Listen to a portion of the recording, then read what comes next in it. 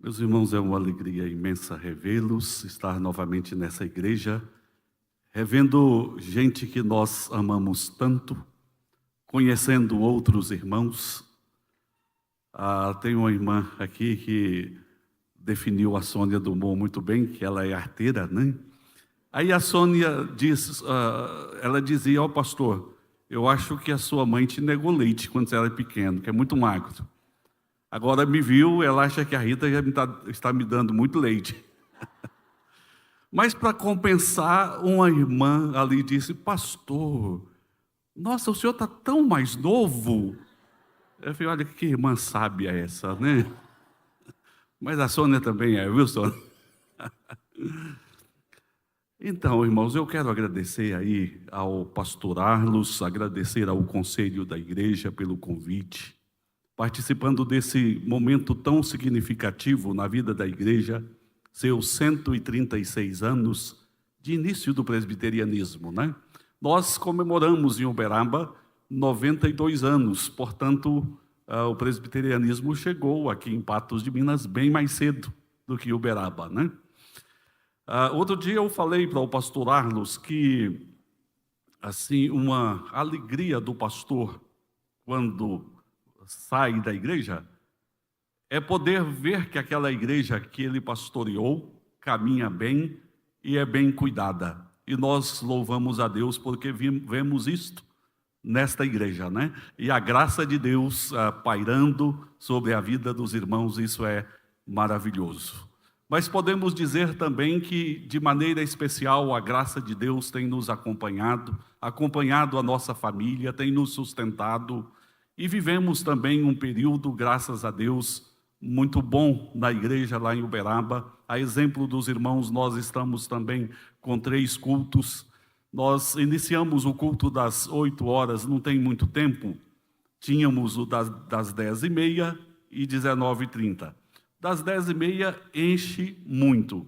Aí começamos das 8, falamos, vamos esvaziar um pouco o culto das 10h30. Temos uma participação boa no culto das 8 e das 10h30 ficou do mesmo jeito.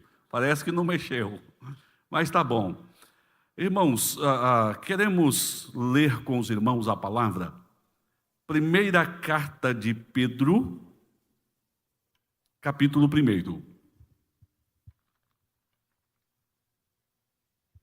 Por ora, vamos ler apenas os 2 primeiros versos, depois nós leremos todo o capítulo.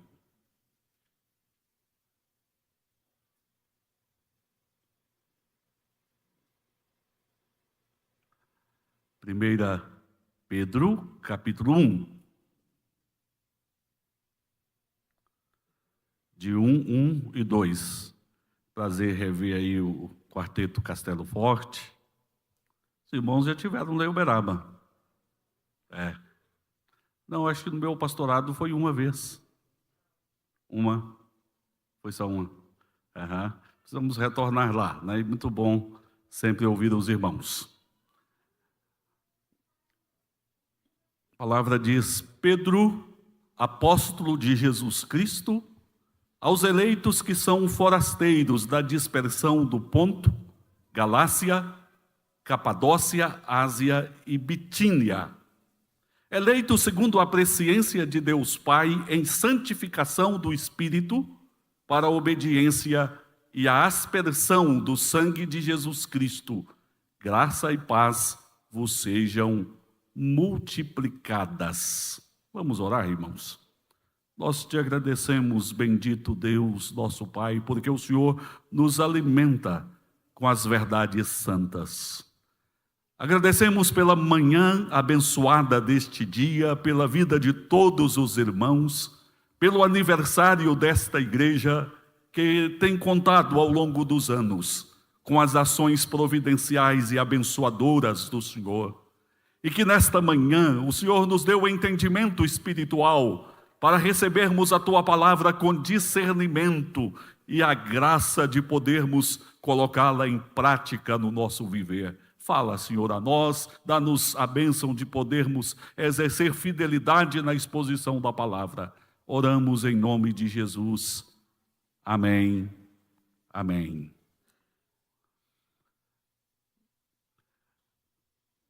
Kevin Van Hooser escreveu o livro Pastor como Teólogo Público. Na introdução deste livro, ele conta uma experiência no período em que lecionava na Universidade de Edimburgo. Ele fala de um casal que estava olhando algumas lápides ao lado do templo e ele ouve a conversa. A esposa diz para o esposo: meu bem, veja aqui, sepultaram 2 homens no mesmo lugar. O esposo diz: mas como? Ela diz: olha, está escrito aqui, fulano de tal, pastor, teólogo. Então tem um pastor e um teólogo sepultados aqui juntos, no mesmo lugar. Na verdade, não era isso. Na verdade, o homem que fora sepultado ali serviu a Deus como pastor. E serviu a Deus como teólogo também. E foi a partir dessa experiência que ele refletiu sobre a necessidade de escrever algo a respeito do ministério pastoral enquanto teólogo e enquanto pastor também. E, meus irmãos, há nos nossos dias uma tendência muito forte em separar pastor, teólogo. Isso não apenas no ministério pastoral, mas há essa tendência de separação de forma geral entre os cristãos. Aqueles que gostam de estudar, gostam de doutrina, gostam de teologia, mas apenas para satisfazer curiosidade, para especular.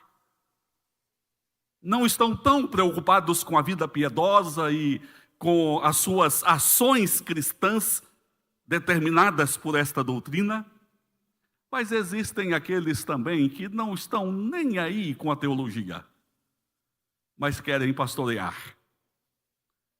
Corre um risco sério, o risco de serem simplesmente moralistas, aplicarem princípios morais oriundos da cultura onde estão inseridos e não da essência doutrinária do Evangelho de nosso Senhor Jesus Cristo. Daí Van Hooser viu a necessidade de escrever um livro mostrando que o pastor precisa ser pastor. Mas ele precisa ser teólogo também. É preciso unir as duas coisas. Ele escreveu um outro livro, Tornando-se Pastor Teólogo. E gostei muito dessa expressão dele. Os pastores são chamados a ministrarem compreensão teológica, ensinando os crentes a interpretarem as Escrituras, interpretarem a própria vida em relação à obra da redenção de Deus, resumida em Jesus. Em outras palavras, ele fala sobre a importância de ministrarmos uma compreensão teológica às pessoas, de forma que, de posse dessa compreensão, as pessoas possam entender as Escrituras e possam trazer as Escrituras para o meio onde ela vive e possa aplicar as Escrituras à vida cotidiana. Meus irmãos, não dá para separar a palavra de Deus, a teologia, a doutrina da nossa vida prática. Nós precisamos buscar um ensino que possa nos conduzir na maneira de pensarmos, na maneira de decidirmos, na maneira de agirmos, na maneira de nos relacionarmos em casa com a família, na maneira de nós lidarmos com as nossas finanças, na maneira de nós enfrentarmos as adversidades da vida. E o apóstolo Paulo, nas suas cartas, ele sempre traz doutrina e aplicação. Mas não acontece diferente também com o apóstolo Pedro. Nós lemos aqui a abertura da carta do apóstolo Pedro, a apresentação. O apóstolo Pedro escreveu essa carta a alguns cristãos que se achavam na região do norte da Turquia. Possivelmente eles foram evangelizados lá no dia de Pentecostes. Vocês lembram que vários judeus da dispersão estavam em Jerusalém naquela ocasião que o apóstolo Pedro prega e o Espírito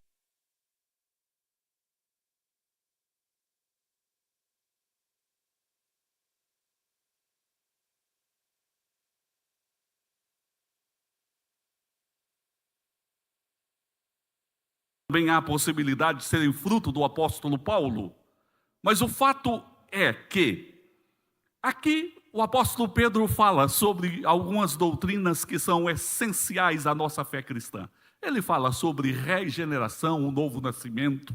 Ele fala sobre a ressurreição. Ele fala sobre a volta de Jesus. Ele fala sobre a experiência de conversão ou de salvação do cristão.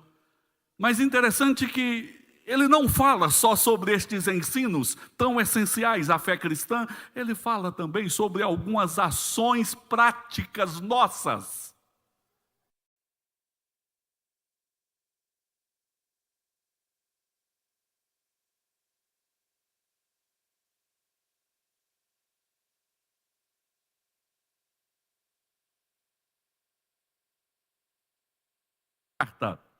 Um pouco antes de Nero impor a grande perseguição cristã, que se deu no ano de 64, muitos cristãos já estavam sofrendo os efeitos do início da perseguição.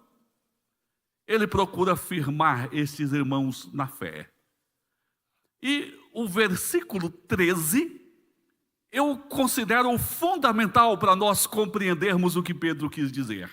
Porque no versículo 13, ele vem dizer, por isso, ou seja, em função do que eu disse até agora, cingindo o vosso entendimento, sede sóbrio e esperar inteiramente na graça que vos está sendo trazida.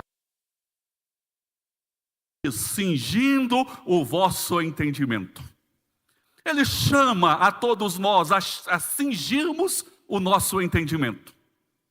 Ah, pastor, mas o que significa cingir o entendimento?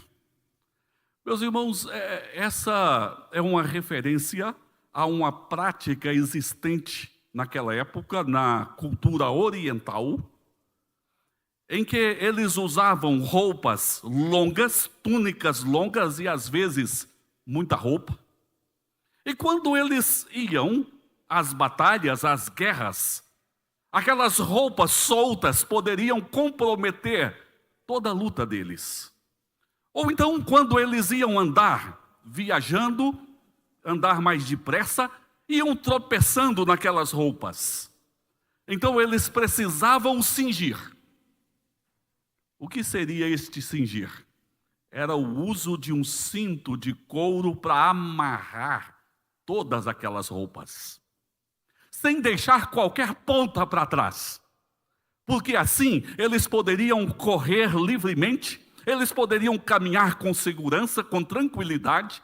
As roupas não estariam atrapalhando as ações deles. Mas aqui Pedro não está dizendo de cingir o corpo. Ele está dizendo de cingir o quê? O entendimento. Meus irmãos, o que Pedro está dizendo é o seguinte: trabalhe o entendimento de vocês. Que vocês não deixem nenhuma ponta para trás. Que não deixem nenhuma dúvida para trás. Que vocês reúnam todos os ensinos do Evangelho e amarrem estes ensinos do Evangelho para que vocês possam caminhar com tranquilidade, para que as ações de vocês sejam livres. Ele não está dizendo cingir as vossas emoções. Ele está dizendo cingir o entendimento. Os irmãos estão percebendo quão importante é o ensino na igreja? Algumas pessoas dizem que a igreja presbiteriana se preocupa muito com o ensino, mas é preciso se preocupar. Porque se o nosso entendimento estiver bem cingido, se nós conseguirmos amarrar todos os princípios do Evangelho do Senhor Jesus, tudo reunido no nosso entendimento, na nossa mente, nós estaremos livres e seguros em nossas ações. As nossas ações vão corresponder ao que está na nossa mente. Mas se a nossa mente não for devidamente alimentada por estas verdades, as nossas ações não serão ações verdadeiramente cristãs. Quem que está dizendo isso mesmo? Cingir o vosso entendimento? Oi? Pedro. Será que Pedro está trazendo alguma experiência própria aqui? Os irmãos se lembram daquele dia em que o Senhor Jesus chama Pedro, os discípulos, e fala dos seus sofrimentos, da sua morte que se avizinhava, e que ele padeceria, mas que ressuscitaria ao terceiro dia. O que fez Pedro? Pedro vem de maneira ousada, toma Jesus pelo braço à parte e começa a repreender a Jesus, dizendo que de maneira alguma aquilo aconteceria a ele. Meus irmãos, acontece que Pedro, naquele momento, não havia cingido o entendimento dele. E as consequências foram danosas, porque ele se levantou negando a Jesus e sofreu tremendamente por causa disso. O que é que faltou a Pedro? Cingir o entendimento dele. Ou nós poderíamos pensar também quando o Senhor Jesus disse que um dentre os discípulos o trairia, mas que outro o negaria antes que o galo cantasse 3 vezes. Pedro se levantou dizendo que, mesmo que acontecesse com todos, com ele, jamais. Meus irmãos, não gastou muito tempo, não se exigiu muito esforço para que Pedro se levantasse dizendo que não conhecia Jesus. Meus irmãos, ele não cingiu o entendimento quando recebeu o ensino. Quem sabe, ele pensou, isso não se aplica a mim, isso não é para mim, isso é para os outros, isso não vai acontecer. Talvez você está aqui ouvindo ensinos, domingo após domingo, ensinos a respeito da eternidade, do Evangelho, e você possa pensar, olha, este ensino é bom para outras pessoas, mas não para mim. Meus irmãos, é preciso ter a humildade. E é preciso ter a fé necessária para cingir o nosso entendimento. Por isso, nessa manhã, eu quero convidar os irmãos para nós estudarmos neste capítulo a respeito do cristão cujo entendimento é cingido pelas verdades divinas. Nós somos cristãos porque cremos no Senhor, mas o nosso entendimento precisa estar bem cingido com as verdades divinas. Reunirmos estas verdades e nós vamos ver quais as implicações estas verdades têm na nossa vida prática, conforme a apresentação de Pedro aqui. Quando nós cingimos estas verdades, o que isso implica em algumas áreas específicas da nossa vida? Meus irmãos, e a primeira área que eu quero destacar é as bênçãos. O cristão cujo entendimento é cingido pelas verdades divinas, lida sabiamente com as bênçãos. E eu vou pedir aos irmãos que nós leiamos juntos versos 3 a 5. Vamos lá? Todos lendo?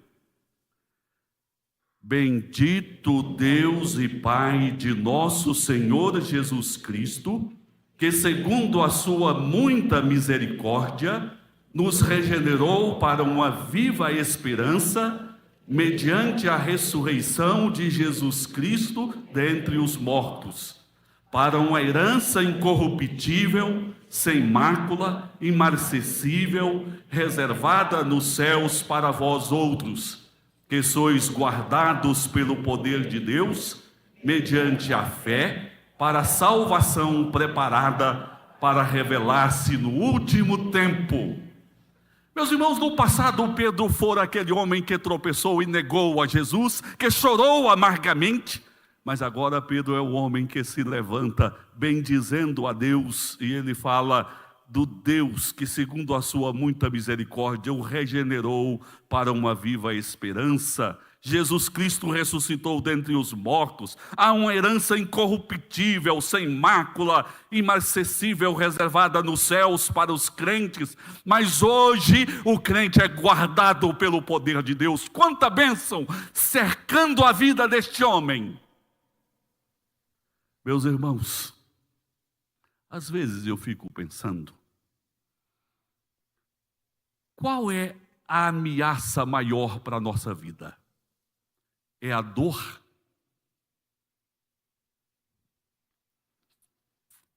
São as dificuldades da vida? São as perseguições cristãs?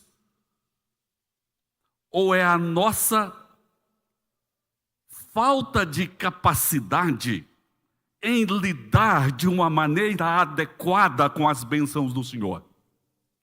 Meus irmãos, eu seria capaz de dizer que nós tropeçamos mais por não sabermos lidar com as bênçãos de Deus do que com as adversidades que surgem na vida. Aqui Pedro nos chama para que nós possamos nos cingir o nosso entendimento com estas verdades bíblicas, pois assim nós vamos lidar com as bênçãos do Senhor com humildade, vamos lidar com as bênçãos do Senhor com fé, vamos lidar com as bênçãos do Senhor com perseverança, e não vamos descuidar na nossa vida cristã em meio às bênçãos. A igreja cristã viveu de uma maneira fervorosa e piedosa nos 3 primeiros séculos. A despeito de perseguições, a despeito de prisões, a despeito de perda de seus bens, amputação de parte do corpo, de sofrimentos vários, a igreja cresceu, vivia humildemente, piedosamente diante de Deus. No 4º século, com Constantino, essa história mudou. Constantino procurou favorecer os cristãos, construir templo para os cristãos. Daí, ser cristão já era um orgulho para as pessoas no Império Romano.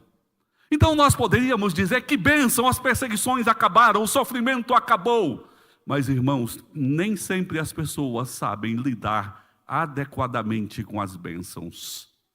No meio dessas bênçãos surgiu uma igreja nominal, uma igreja sem piedade, uma igreja sem fervor espiritual. Eu digo para os irmãos, lidar com as bênçãos de uma maneira correta é um desafio, e somente aqueles cujos entendimentos estão cingidos com a verdade podem lidar com as bênçãos de caráter espiritual. Mas nós podemos pensar as bênçãos de caráter material. Eu me lembro que nesta igreja, alguns anos atrás, eu brinquei com os irmãos, ou falei sério mesmo, né? Eu falei, olha, eu estremeço quando o irmão chega alegre, dizendo, pastor, ora por mim, que bênção, eu comprei um sítio. Aí eu já penso, mais um fora da igreja no domingo. O problema não está no sítio, o sítio não tem nada a ver com isso. As bênçãos não tem nada a ver com isso. Mas a capacidade das pessoas se relacionarem adequadamente com as bênçãos. Então, quando a família está sofrendo, quem sabe, um problema com o filho, uma enfermidade, é aquela perseverança na reunião de oração, ore por nós, nós cremos no Senhor. Mas quando está tudo em paz, tudo tranquilo, muitas vezes nós revelamos dificuldade em lidar com as bênçãos. A palavra de Deus nos ensina: se as vossas riquezas prosperam, não coloque nelas o coração. E de que forma nós podemos cingir o nosso entendimento para lidarmos com as bênçãos, irmãos? Os irmãos podem nos ajudar? Com o que nós podemos cingir o nosso entendimento para lidarmos sabiamente com as bênçãos? Meus irmãos, nós precisamos lidar com as bênçãos entendendo. Aqui está dizendo que Deus nos regenerou, nos gerou de novo, porque Ele já tinha nos gerado uma vez. Tudo provém do Senhor, irmãos. Tudo provém de Deus. Céu e terra pertencem ao Senhor. A nossa vida pertence ao Senhor.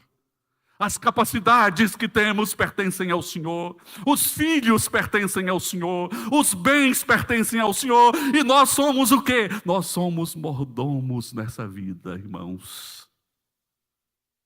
Então nós podemos lidar com as bênçãos. A maneira correta de lidar com as bênçãos é cultuando mais o Senhor, reconhecendo que Ele é dono e Senhor de tudo, reconhecendo que Ele é gracioso e tem nos abençoado. É assim que nós podemos lidar com as bênçãos.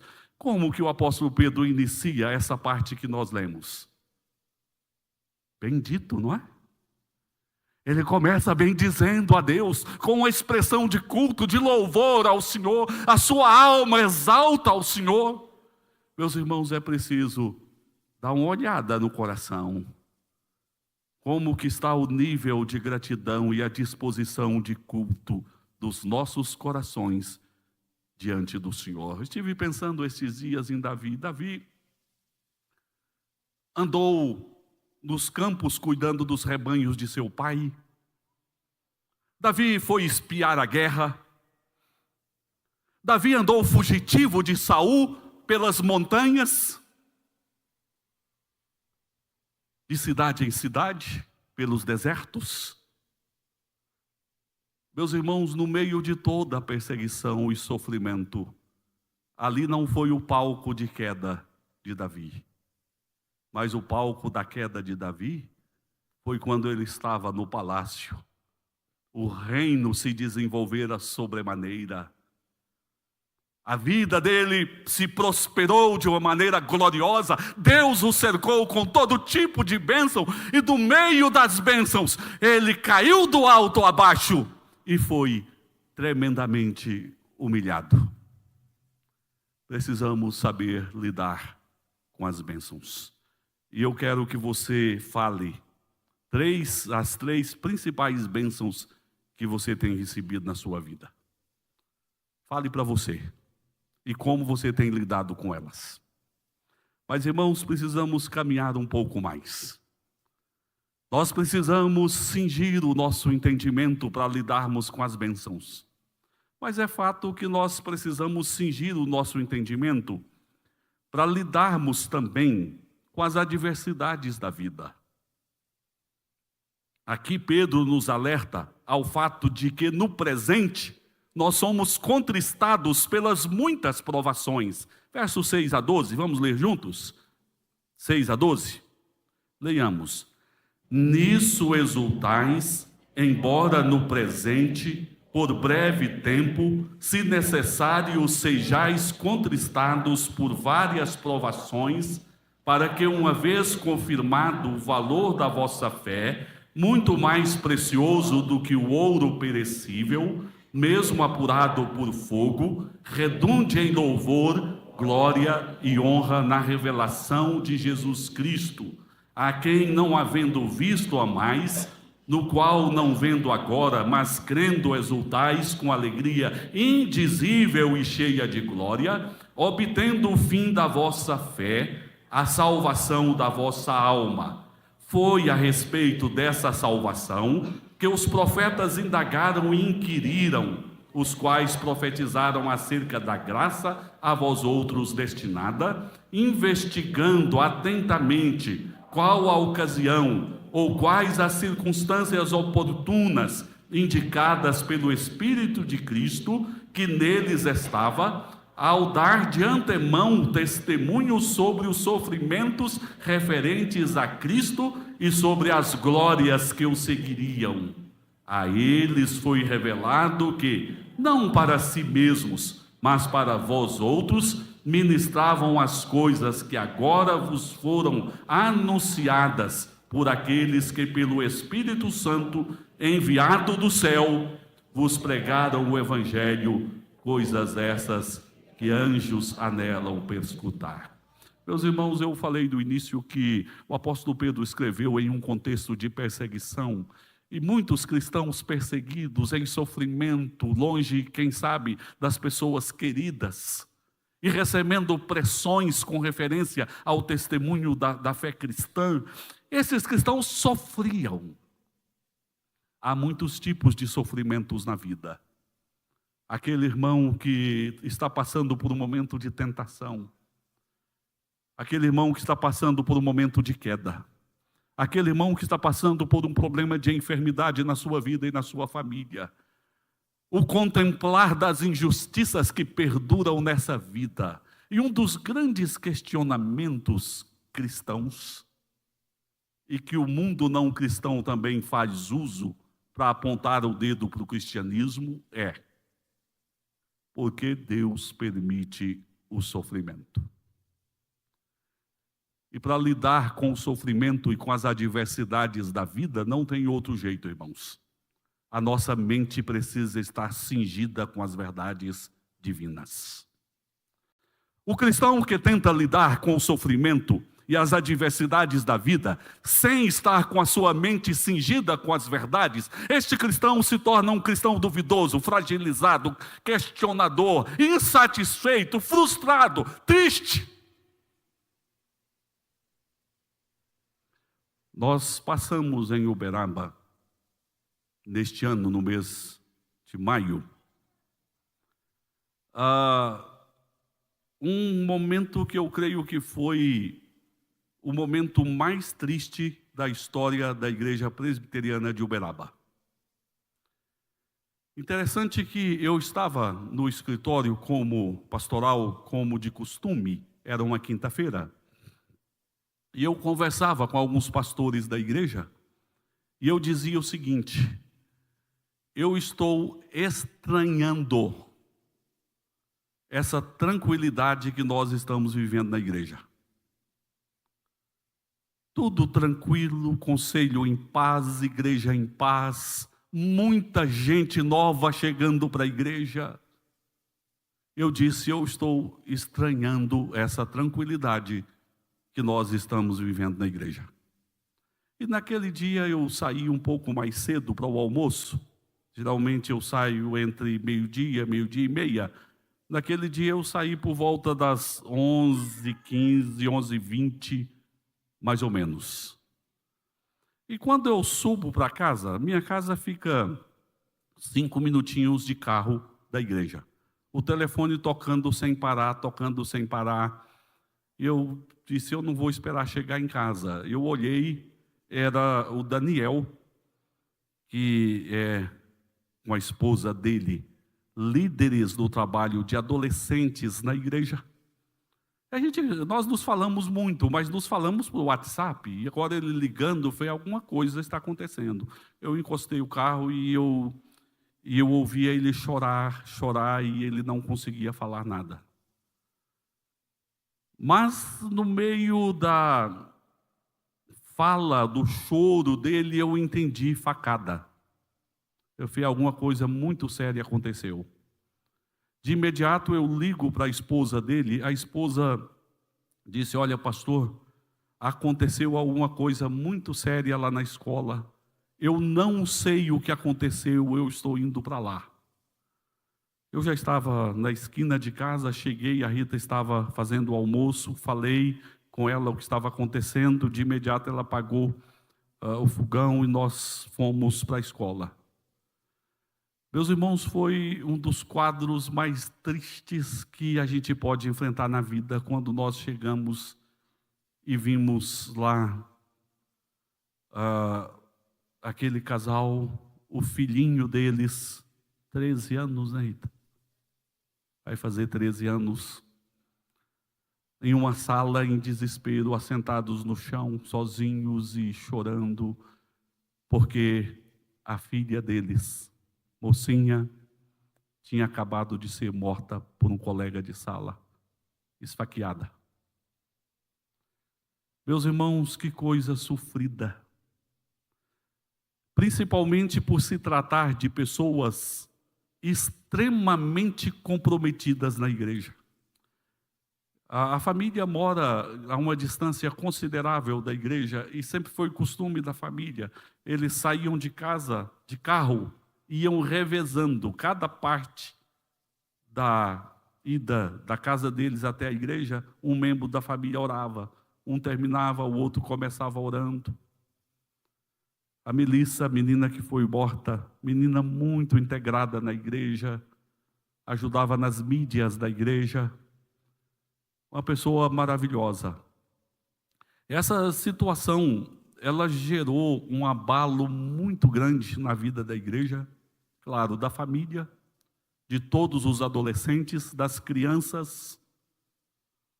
E eu percebi que a situação, ela era ainda mais delicada quando no velório, pessoas experientes da igreja, de muitos anos da igreja, chegavam em mim e diziam: pastor, mas por que isso acontece?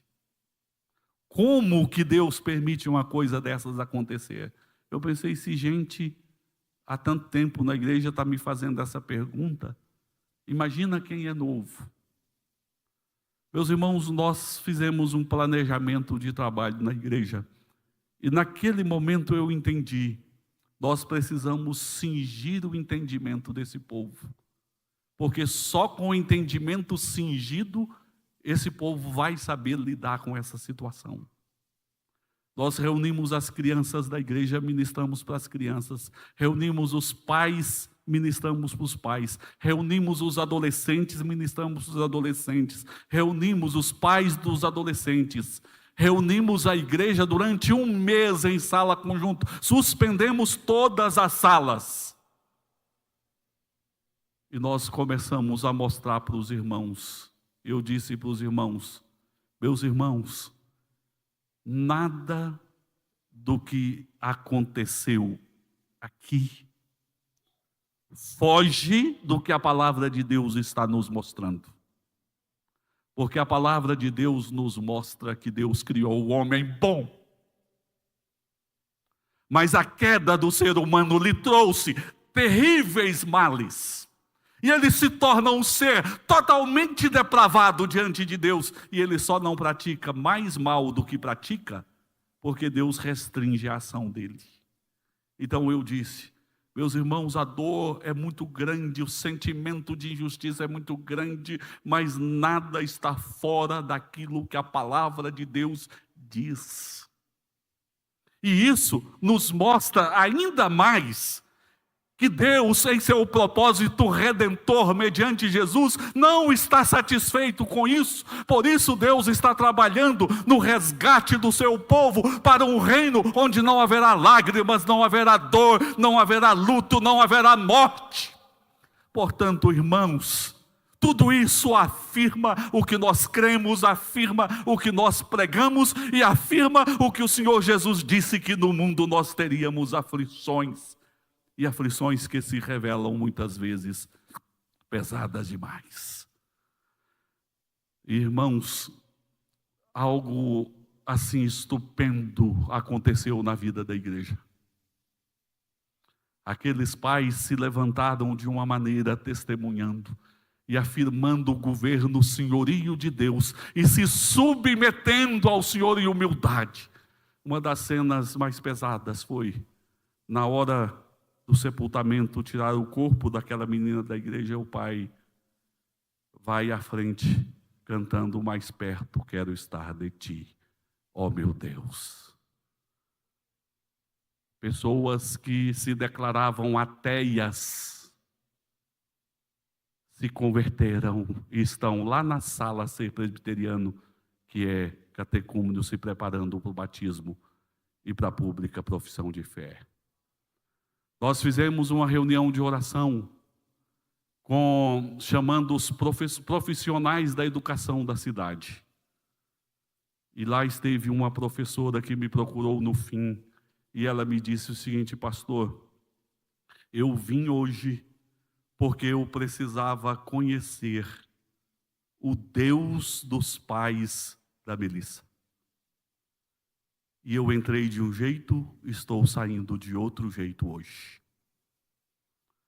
Mas, irmãos, a nossa mente precisa estar cingida pelas verdades divinas. Porque senão os sofrimentos, as injustiças, as lutas, e certamente cada irmão enfrenta a sua própria luta, senão isso pode aos poucos gerar desgastes em nós, gerar questionamento dentro de nós, gerar alguma frustração ou tristeza dentro de nós. Mas, irmãos, o problema é que muitas vezes não estamos devidamente cingidos com as verdades divinas. Por isso Pedro nos chama aqui. Nós precisamos cingir com estas verdades, porque foram estas verdades que levantaram o Pedro, que chorou amargamente, o Pedro caído. Foram estas verdades que o colocaram de pé, e que agora, diante dos homens, ele diz que antes importava obedecer a Deus do que aos homens.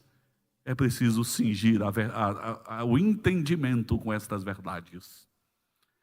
Nós vimos já dois aspectos, irmãos. O cristão cujo entendimento é cingido com as verdades divinas, sabe lidar com as bênçãos e sabe lidar com as adversidades da vida. Mas eu quero ver um outro aspecto, que é saber lidar com as paixões do mundo. Vamos até que hora, pastor Arlos? Cuidado, hein? A Raquel me liga, me passa um WhatsApp: ô pastor, eu vou reservar o hotel. Até que dia o senhor quer que eu reserve o hotel? Eu falei: Raquel, pode reservar um mês.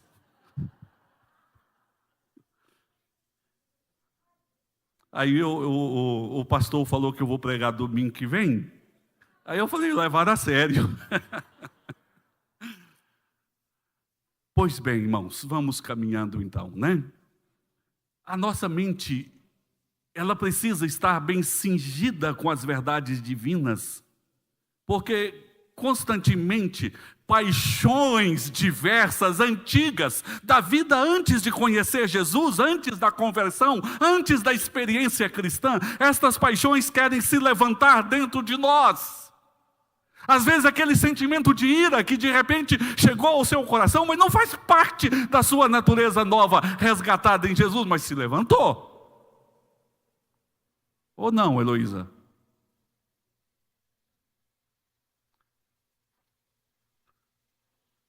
Falei Heloísa, mas podia falar qualquer um. Para outras pessoas que de repente tiveram uma vida de vícios diversos, de repente vem à tona o desejo por aqueles vícios. Eu lembro do Sr. João Paulino.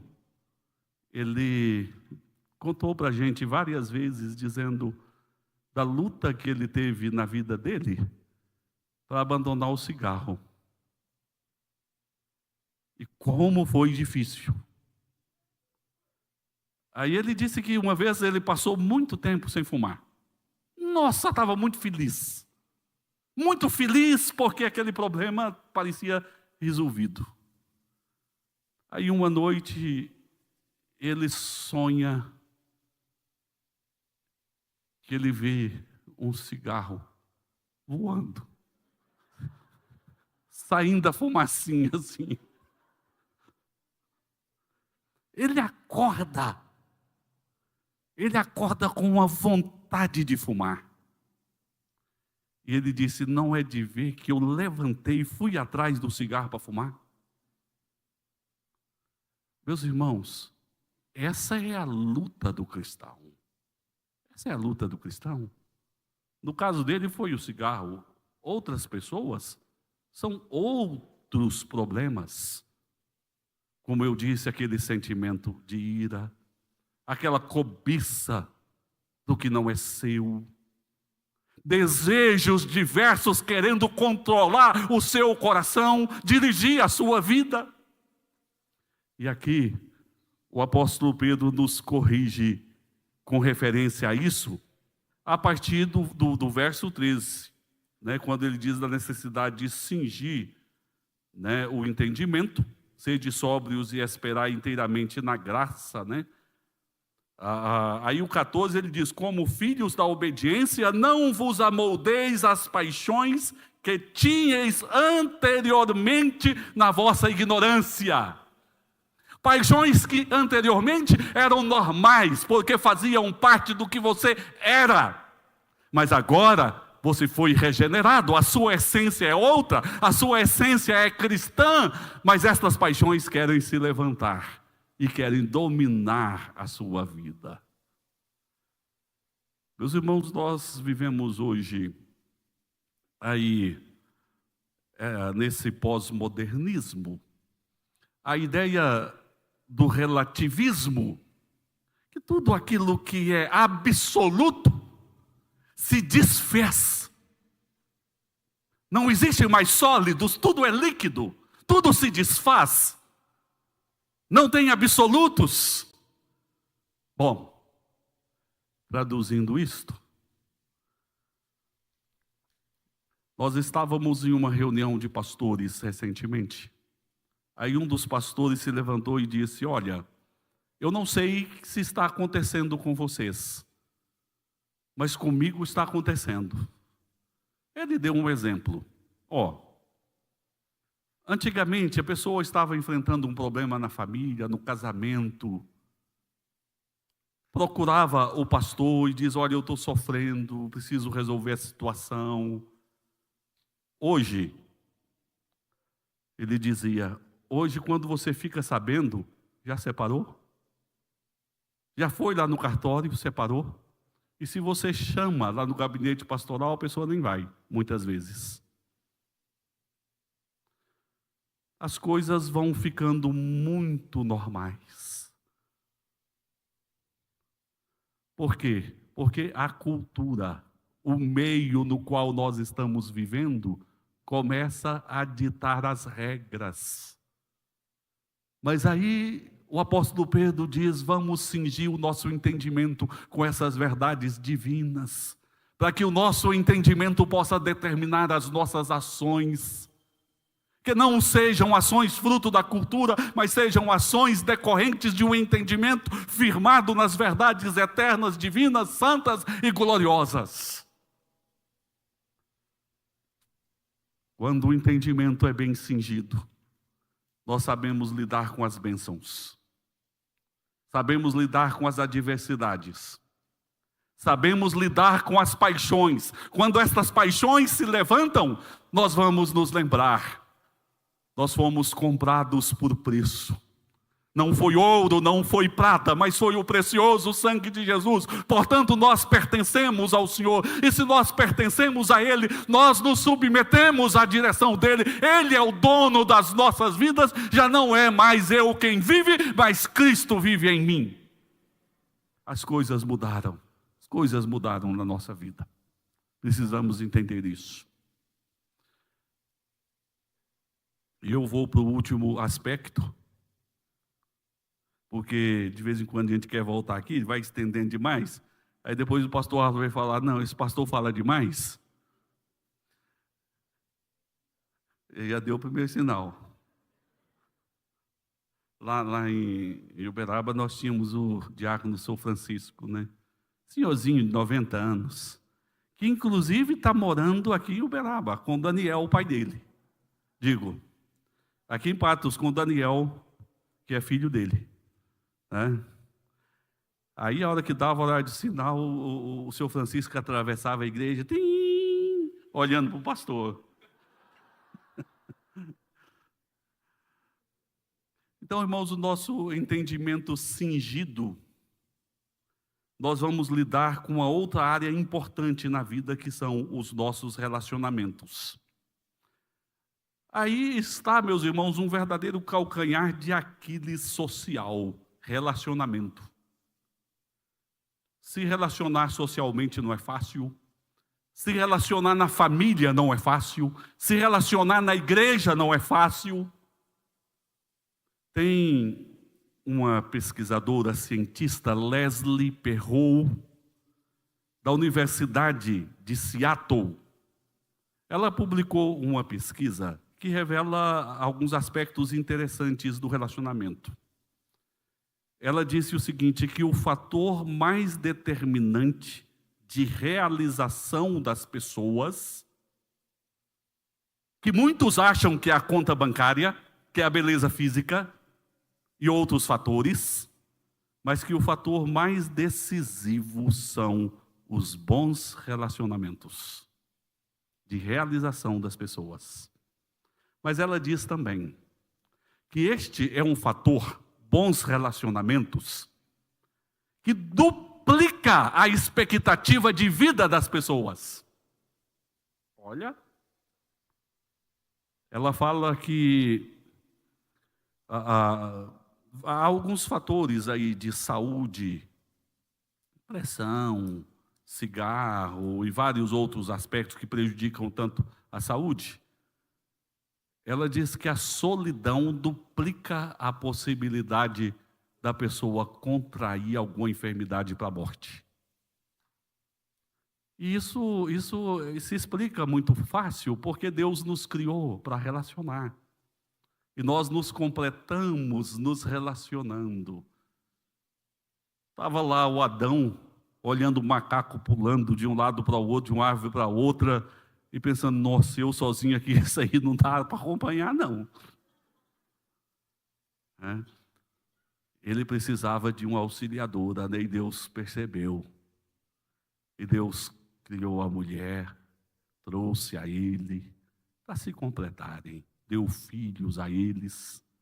Mas, irmãos, o fator mais importante, com referência a relacionamentos, é que o próprio Senhor agiu mediante Jesus para restaurar relacionamentos. Primeiro, o nosso relacionamento com Ele, por meio de Jesus nos reconciliando com Ele.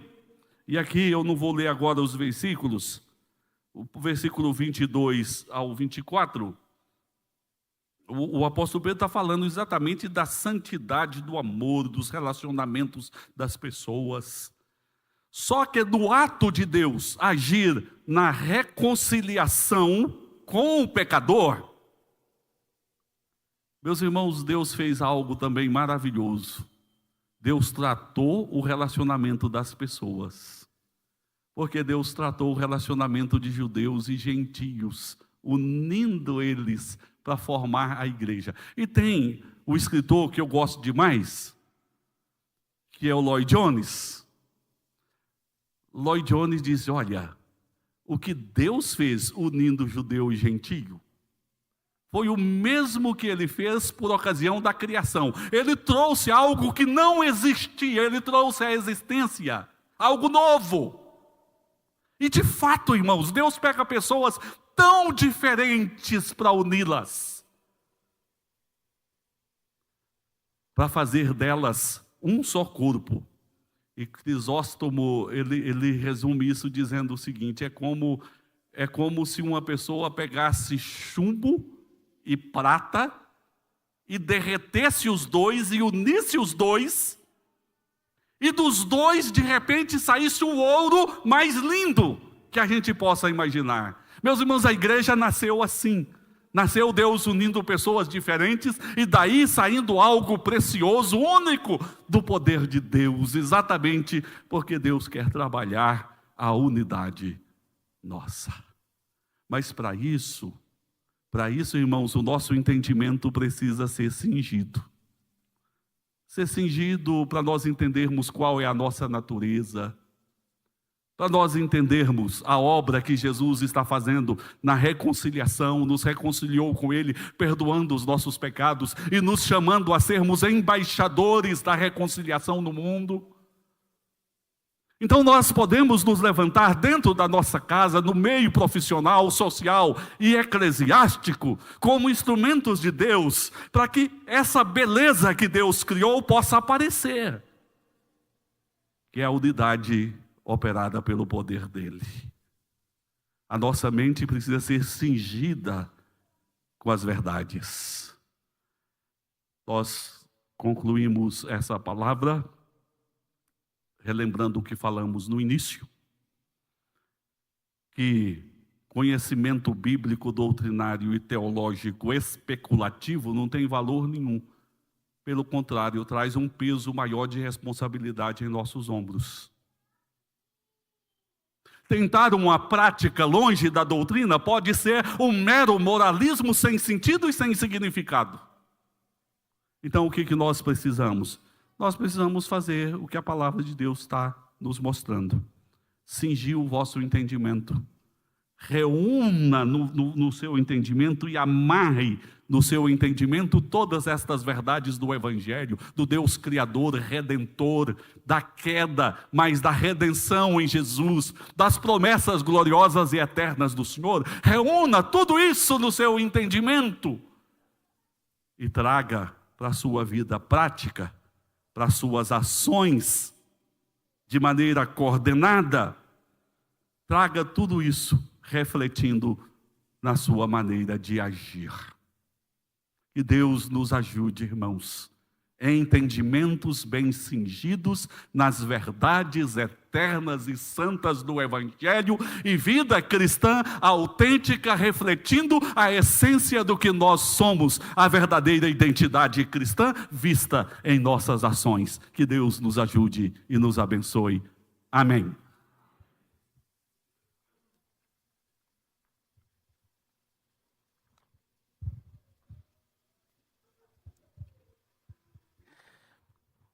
Meus irmãos, eu queria dizer algo para vocês. Quando eu cheguei aqui em 2005 para ser evangelista do reverendo Edgar, o sino já existia, então eu herdei o sino, reverendo. O senhor viu que eu sugeri para nem tocar, mas tocou. Vamos ficar de pé, queridos. Vamos orar, encerrando a nossa escola bíblica. Às 17 a gente vai estar aqui de novo juntos, louvando a Deus, recebendo a edificação da palavra, celebrando a ceia do Senhor. Às 19 também, lembre-se de convidar pessoas para estarem aqui, a fim de que também sejam alcançadas por esse Deus de toda graça, que nos visita com bênçãos, que nos fortalece nas aflições, que nos santifica para suportarmos as paixões do mundo, mas que nos dá o privilégio de vivermos em família da fé, como aprendemos na manhã desse dia. Vamos orar. Oremos, queridos. Ó Deus bendito, é maravilhoso nós podermos entender a vida conforme concebida pelo Senhor. Entendermos as ações sábias do Senhor na história, em prol do teu povo. Agradecemos pelas experiências que o Senhor tem nos dado, de recebermos em nossas mentes e corações as verdades eternas.